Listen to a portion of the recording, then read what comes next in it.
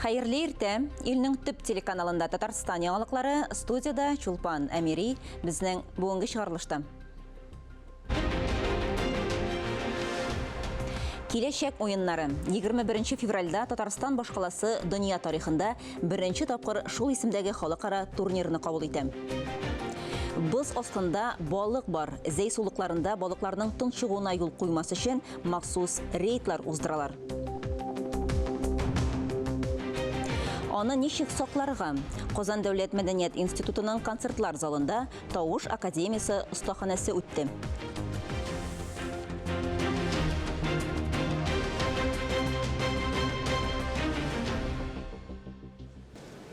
Бу атнада Казанда киләчәк уеннары башлана. 21 февральдә Татарстан башкаласы дөнья тарихында беренче тапкыр халыкара турнирны кабул итә. Киләчәк уеннары гадәти спорт төрләрен һәм цифрлы чынбарлыкны берләштергән ярышлар, спортчылар башта чын мәйданчыкларда көч сынаша, ә соңыннан компьютер уеннары кырына чыга.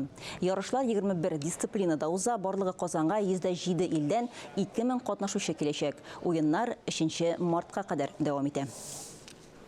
Быелгы кышның карлы, шул ук вакытта салкын булуы тереклек дөньясына да берникадәр кыенлыклар тудырды.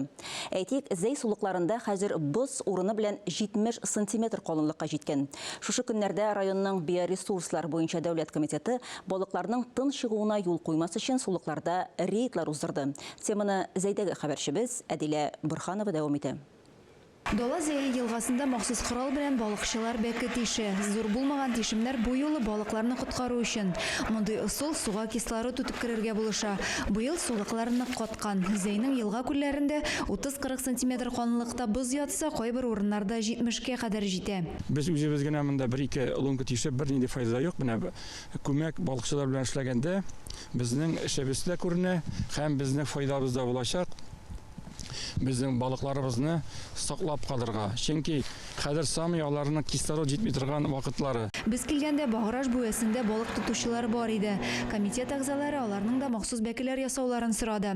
Бер кеше бораулап 20 тишек ясаса да, бу боз астындагы тереклек өчен зур ярдәм дип белгечләр. Бәкеләргә камышлар куеп чыгу да файдалы. Көпшә ролен башкаручы сабак аша суга кислород үтеп керә. Әмма бу шарлавык дип йөртелүче сулыкта кышында су катмый, шуңа күрә балыкларга кислород тулысынча җитә. Сулыкларда бәкеләр тишу боз үргәнче дәвам итәчәк. Адилә Бурханова, Юлия Казамарова, Татарстан яңалыклары, Зәй районы. Чыгарылышыбызны Татарстанда нәшер ителүче газета, журналларда игътибарга лаеклы язмаларга күзәтү белән дәвам итәбез. Аның белән гадәттәгечә журналист Миңназыйм Сәфәров таныштыра. Хәерле көн, мөхтәрәм телевизор караучылар. Татар телендә чыгучы газета, журналлар нәрсә дип яза? Аларны бүген нинди проблемалар борчый? Шулар турында кыскача гына сөйләшеп алыйк. Татарлар юрап китермик дип чакырган Шәһри Казан газетасы үз-үзенә каршы килеп, Арча районындагы халык синоптигы Рәис Шакуровның быелгы язга һәм җәйгә карата булган юрауларын китерә. Аның раславынча, шын кыш әле 15 мартка кадәр дәвам итәчәк. Кар галәмәт күп булуга карамастан су басулар булмас, җирдә туң юк дип тынычландыра ул газета укучыларын. Ә менә Казан университеты галиме мондый юрауны кабул итеп бетерми. Язның ничек килүен әле фаразларга иетерәк ди ул. Укымышлы белгечләрнең һава торышы 3 көннән дә алданрак фраза алмаган белә иде ансы. Шуңа да бу чиракта бер чуаш карт әйтмешли, быел язда су басу я була, я юк инде. Берсе көнгә Казанда киләчәк уеннары халыкара турниры башлана. Димәк, бөтен дөньяның игътибары тагын Татарстанга юнәләчәк. Киләчәк уеннар нәрсә ул? Кемнәр килер, нәрсә күрербез? Тамашадан ниләр көтәргә? Ватаным Татарстан газетасы әнә шундый сорауларга җавап тапкан. Нәрсә диек? Тамашалар узада китә, ә кунак кабул иткәндә итәк җиңнәрне җыю безнең канга сеңеп, гадәткә үрелеп тормышыбызны рәтләргә булыша. Бу уеннардан соң да шулай булсын дип телик. Мәетне яру-ярмау мәсьәләсендә якын арада ачыклык кергә мөмкин. Россия Дәүләт Думасы депутаты Айрат Фәррахов кешене соңгы юлга затканда кешелеклерәк булырга кирәк дип белдерде дип яза Ватаным Татарстан газетасы. Ул язманы укып чыкканнан соң мондый нәтиҗәгә киләсең. Синнән соң калганнарны авыл хәлләргә дучар итмим дисәгез, ширләрегезне яшермичә, вакытында табибларга күренегез, дәваланыгыз. Закон нигезендә әлегә нәкъ шундыйларның гына мәетләрен ярмыйлар. Ә булай һәр кайсыбызга да озын-озак гомер итеп, пычак аша үтмичә генә бакыйлыкка күчергә язса иде. Казан утлары журналының февраль санында чыгып яткан, рәхәтләнеп укый торган Айдар Халимнең әтияне миңа ничә йөз яшь исемле гомер хатирәләр һәм Равилә Шәүдулли Намратның Тау башында бүребар романнарының азаклары урнаштырылган. Укудан һәм фикер йөртүдән там табып яшәүчеләрдән булсак дигән теләктә бүгенгә сезнең белән саубуллашам исәнлектә күрешик. Бу көннәрдә Казан дәүләт мәдәният институтының концертлар залында Сәламәт тавыш мәктәбе дип исемләнгән проект кысаларында Иҗтимагый тавыш академиясе остаханәсе үтте. Күренекле остазлар белән очрашуга төрле район шәһәрләрдән 350-гә якын кеше килгән иде. Тавышны ничек саклап калырга, тамак авыртканда нишләргә, тавышны ничек килергә? Бу һәм башка сорауларга Россия Иҗтимагый тавыш академиясе президенты Лев Рудин җавап бирде. Голос – это живой инструмент. Тавыш тере инструмент. Ул сәламәт организмның бер күрсәткече. Шуңа без тавыш темасына тәфсилләп туталачакбыз. Гомумән безнең проект социаль юнәлеш алды. Остаз белән очрашу өчен төрле шәһәрләрдән 350-гә якын тамашачы килгән иде. Алар арасында Мәдәният институты студентлары да бар. Билгеле, тавыш белән идарә итү бик мөһим, аеруча сәнгать кешесе өчен. Безнең сәнгать институтыбызда беренче тапкыр шундый мастер-класслар оештырыла. Лев Борисович Рудин, бөтен Россиянең тавыш академиясының президенты, безгә беренче тапкыр кунакка килде. Шулай ук көн дәвамында стаханәгә килүчеләр Россиянең атаклы джаз башкаручысы Этери Берияшвили дә үз тәҗрибәсе белән уртаклашты. Динә Нәҗметдинова, Фәрит Җәләли, Татарстан яңалыклары. Бик тиздән, ягъни 21 көннән иң хәерле һәм рәхмәтле ай Рамазан аена керәбез.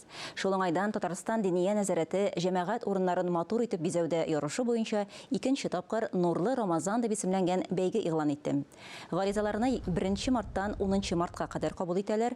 Республикада изге ай мохитен тудыру һәм бәйгедә катнашу өчен иҗтимагый, шәхси, дәүләт, дини оешмалар, физик затлар чакырыла. Бәйге турында тулырак мәгълүмат белән Диния нәзарәте сайтында танышырга мөмкин. Шыгарылышыбызны мәдәни тормыш сәхифәсе белән дәвам итәбез. Игътибарыгызга бу атнада узасы чаралар афишасы белән таныштырабыз. Хәерле иртә, эфирдә мәдәни тормыш сәхифәсе сезнең белән мин Динә Нәҗметдинова. Бу атнада Казан шәһәрендә һәм республика районнарында нинди чаралар көтелә? Әйдәгез бергәләп барлык.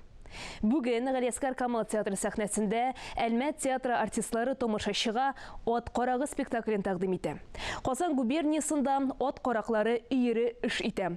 Вазифалары төгәл бүленгән. Берсе разведкага бара, икенчесе каравылда тора, өченчесе урлый, дүртенчесе исә товарны урманга яшерә. Караклар ыясын кем тузгыта? Бу турыда спектакльне карап белерсез. Бу спектакльдә бары тик ир егетләр генә уйный. Ирләр генә, хатын-кызларсыз, шуңа күрә бу спектакль шундый көчле, ирле, энергиялы спектакль. Әкият театры үзенең нәни тамашачыларын мөгъҗизалы театр тормышы белән якынрак таныштыру өчен экскурсиягә чакыра. Әлмәт театры сәхнәсендә яшь йөрәкләр спектакле. Шәрик клубында Камал театры оркестрының чираттагы концерты көтелә. Чарада Илмир Низамов, Ильяс Камал, Миләүшә Хәйруллина һәм башка композиторлар катнаша. Казан филармониясы милли моң дип исемләнгән чарага чакыра. Кичәдә татар композиторларының җырларын һәм романсларын Рөстәм Асаев, Гөлшат Имамиева, Алина Шәрипҗанова кебек танылган артистлар башкарачак. 31 майга кадәр Ислам мәдәнияте музеенда үзгәрешләр чоры мәдрәсәсе күргәзмәсе дәвам итә. Экспозиция Казан Мөхәммәдия мәдрәсәсенең 140 еллыгына һәм аңа нигез салучы, җәмәгать һәм дин эшлеклесе, педагог Галимҗан Бординең 165 еллыгына багышланган. Бу атнага мәдәният дөньясына кагылышлы яңалыклар шулар иде. Мин Динә Нәҗметдинова сезнең белән киләсе атнага кадәр сау булашам. Хөрмәтле телевизор караучылар, берничә минуттан соң эфирны хәерле көн Татарстан тапшыруы дәвам итә. Хәерле көн, Эльза. Бүгенге программада ниләр була? Кунаклар килү көтеләме? Чулпан, хәерле көн, исәнмесез. Февраль безгә Татарстанның иң абруйлы һәм әһәмиятле язучыларның берсе, остаз һәм үрнәк шәхес Шәриф Камал улы Байгилдиевны бүләк иткән ай. Без аны Шәриф Камал буларак беләбез. Язучының 140 еллыгына багышлап күргәзмә ачылды. Бу нисбәттән без кунакка Татар китабы йорты җитәкчесе Айдар Шәйхинны көтәбез. Бездән айрылмагыз. Инде берничә минуттан хәерле көн Татарстан тапшыруын карарга онытмагыз. Хөрмәтле телевизор караучылар, бүгенге яңалыклар чыгарылышы тәмам. Мин Чулпан Әмири сезгә хәерле имин көннәр теләп бүгенгә саубуллашам. Игътибарыгыз өчен рәхмәт.